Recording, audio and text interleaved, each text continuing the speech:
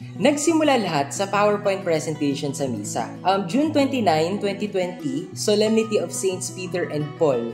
Online mass pa nun kasi nga, di ba, COVID-19 pandemic. Nagkataong si Mons Andy yung naabutan ko nun sa online mass. And di ba kapag nagmimisa siya, yung mga homilies niya, mayroong PowerPoint presentation. Sabi ko, parang ang simple naman ng PowerPoint ni Mons. Naniniwala kasi ako dati na lahat ng bagay may igaganda pa. May i-improve pa.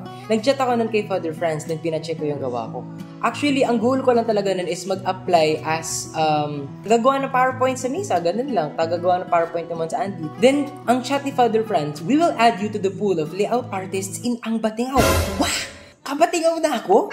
Siyempre, parang blessing yun, pero andun din yung pressure kasi, shucks, Matt, di ka marunong mag-photoshop buong buhay mo. Sa PowerPoint ka lang nag-e-edit. Pero, inilaban ko si PowerPoint. Ang unang inassign sa akin nun is yung morning and evening prayers. Hanggang ngayon, ako pa rin yung nagli-layout. And ang nakakatawa dito sa layouts natin na morning and evening prayers, lahat ng mga pictures na napicturan ko since 2013, yung mga exhibits, yung mga procession, at mga pictures na napipitikan ko up to this day, yun ang itinatampok nating images sa morning and evening prayers natin.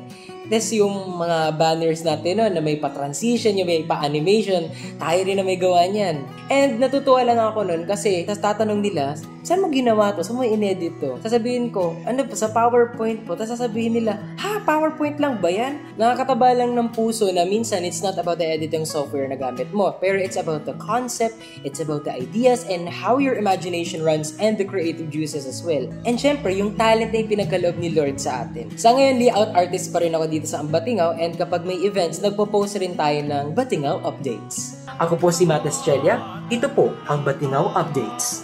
Minsan pumipitik rin ako sa mga church events natin dito sa Dambana.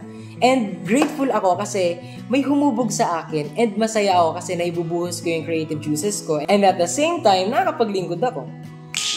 5 years na, and more years to come pa. Ako po si Matt Estrella, solid kabatingaw since 2020. Ikaw, ano kwentong kasoko mo, kapanalig?